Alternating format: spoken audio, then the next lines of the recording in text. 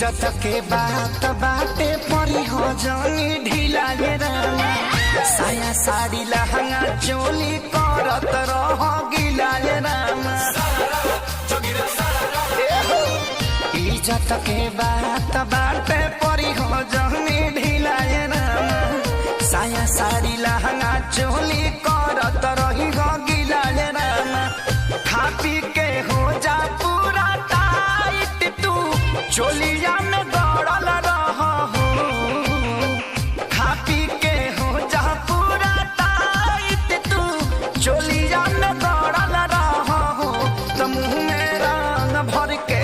लाला का पिया रह का भौजाइलो पर चढ़ल रह हो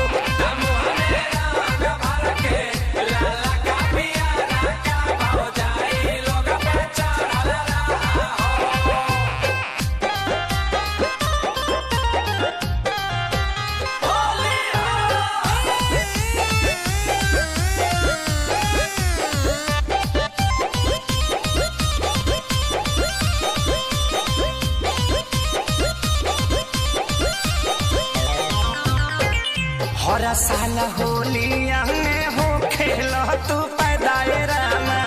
प्यारी लाल आजाद से ज्यादा ले लो तू ही फायदाए रामा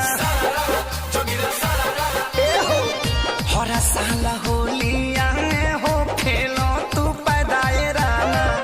प्यारे लाल आजाद से ज्यादा ले लो तू ही फायदाए रामा